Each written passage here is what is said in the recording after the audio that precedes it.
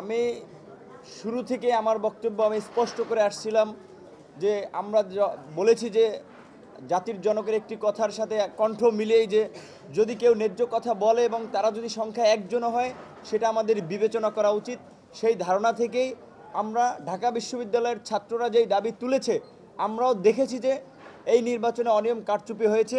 সেই জায়গা থেকে বিভিন্ন প্যানেলের সাথে আমরা একাত্মতা পোষণ করেছি যে ২৮ বছর পরে ঢাকা বিশ্ববিদ্যালয়ে যে নির্বাচন হয়েছে এই নির্বাচন সুষ্ঠু হয়নি, বরং এই নির্বাচনের মাধ্যমে ঢাকা বিশ্ববিদ্যালয়ে একটি কালিমা লিপে দেওয়া হয়েছে।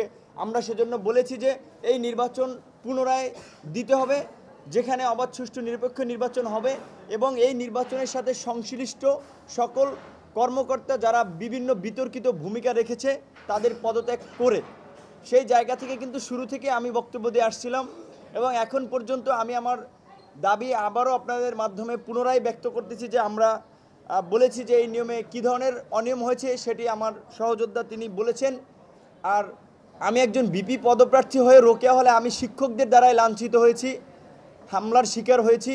সেই জায়গা থেকেও জাস্ট একটি ঘটনা একদম দৃষ্টান্ত দেখিয়েছি। আর কুয়েত মেট্রো হলের ঘটনাও সবচেয়ে বড় দুটি অনিয়মের ঘটনা আপনারা নিজ স্বচক্ষে দেখেছেন।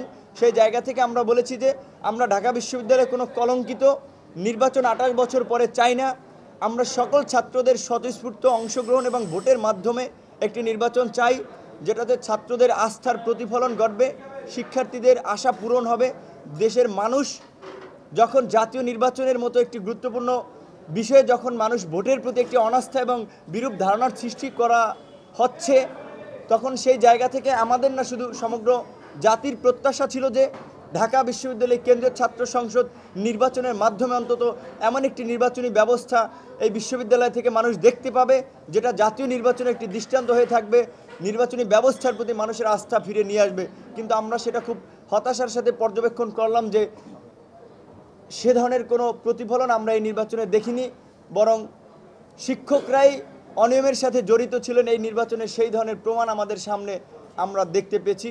সেই জায়গা থেকে আমি আবারও এই ঢাকা বিশ্ববিদ্যালয়ের যেসব শিক্ষার্থী ভাই বোনেরা আপনারা দেখেছেন যে অনশন করেছিল, রাজু ভাস্করদের সামনে, রোকেয়া হলের সামনে আন্দোলন করেছে, তাদের দাবির সাথে আবার একাত্মতা পোষণ করে আমি আমার জায়গা থেকে পুনর্নির্বাচনের দাবি ব্যক্ত করছি। আমি তো এখন পর্যন্ত কার্যক্রম চালাইনি বা দায়িত্ব নেইনি, আর সেটা পরিবেশ পরিস্থিতি এবং আমরা যারা একসাথে আন্দোলন করতেছি যুগোৎপদভাবে তাদের সাথে আলোচনা করে সিদ্ধান্ত নেব যে আমি দায়িত্ব নেব কিনা। এটা আগেরই কিন্তু কথা। আসলে আমি আগে বলেছি যে ধরেন এই ভাষা আমরা শুনেছি আর সঠিক নিউজ আমরা আগে পাই। আর আমি কিন্তু একটা কথাই বলেছি যে আপনারা জানেন গতকালকে আমি গণভবনে গেছি, সেটিও কিন্তু আমি বলেছি যে আমার আন্দোলনকারী সহযোদ্ধা ভাই বোনদের সাথে আলোচনা করে আমি সেখানেও গিয়েছিলাম। আর আমি সেটাই বলেছি যে এখন পর্যন্ত তাদের দাবির সাথে আমি মাঠে আছি, যে তাদের যে পুনর্নির্বাচনের দাবি সেটি আমারও দাবি। আর আমি একটা কথা বলেছি যে আমি যদি দায়িত্ব নেই সেটা তারা যদি বলে আমি দায়িত্ব নেব তাদের প্রতিনিধি হিসেবে, তারা যদি না বলে তাহলে আমি দায়িত্ব নেব না, সেটি আমার আগেরই কথা।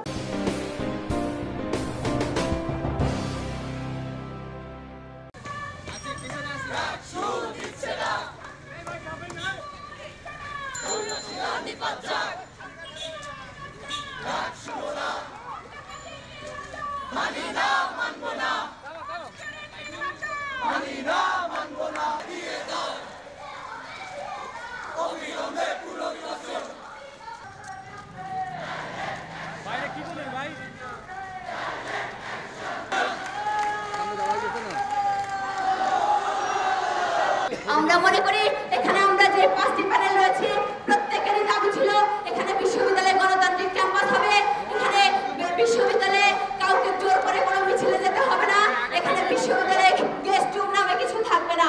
আমাদের 5টি প্যানেলেরই এরকম দাবি ছিল, আমাদের প্রত্যেকেরই ইশতেহার ছিল।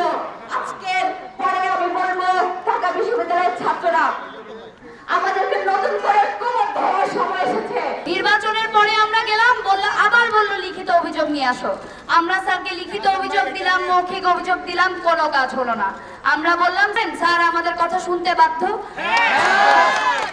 তাহলে আমরা এখানে অবস্থান নিব, স্যার আমাদের কথা শুনবেন, স্যার আমাদের এবার উত্তর দেবেন আশা করি। লিখিত অভিযোগ, মৌখিক অভিযোগ সবই অনেক হয়েছে।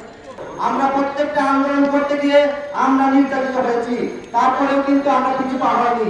আপনারা যে 7 কলেজের আন্দোলন দেখেছেন, 7 কলেজের অধিভুক্ত বাতিলের আন্দোলন প্রতিবাদ করতে গিয়ে আমাদের ভাইরা সেখানে নির্যাতিত হয়েছিল, নারীদেরকে সেখানে নির্যাতন করা হয়েছিল, আমাদের বশির রহমান সাদিককে গুম করা হয়েছিল।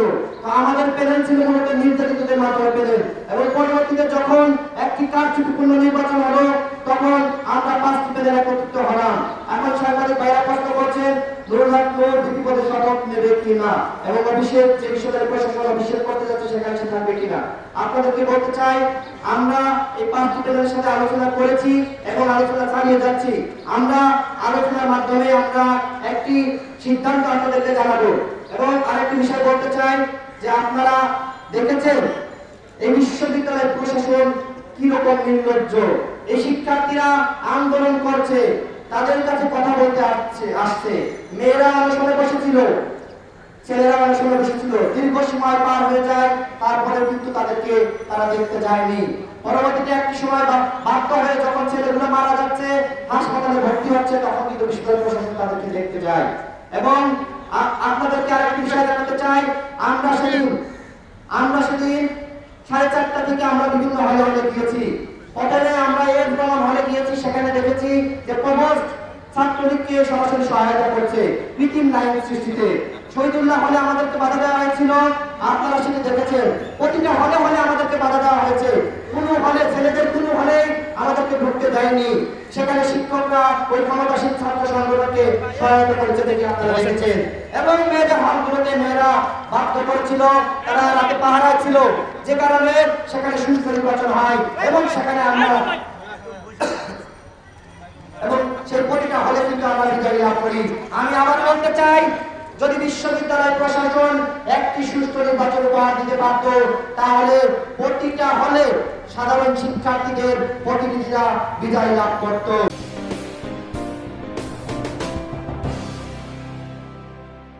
116টি উপজেলার 7039টি কেন্দ্রে এই নির্বাচন অনুষ্ঠিত হয়েছে এবং শান্তিপূর্ণ, অবাধ ও সুষ্ঠু নিরপেক্ষভাবে এই নির্বাচন অনুষ্ঠিত হয়েছে। আপনারা গণমাধ্যম কর্মীরাও কিন্তু এটা অবলোকন করেছেন এবং আপনারা সংবাদ পেয়েছেন। তো আমরা এ পর্যন্ত 60টি কেন্দ্রের বন্ধ ঘোষণার সংবাদ পেয়েছি। তার মধ্যে কক্সবাজারের চকরিয়ায় 1টি, খাগড়াছড়ির পানছড়িতে 3টি, বরকল এবং কাপ্তাইতে 1টি করে। এখানে ওই ব্যালট পেপার এক উপজেলাটা আরেক উপজেলা চলে গেছিলো, এই জন্য আমরা এটা কেন্দ্রগুলো স্থগিত করেছি। আরেকটি হলো পার্বতীপুরের 1টি কেন্দ্রে।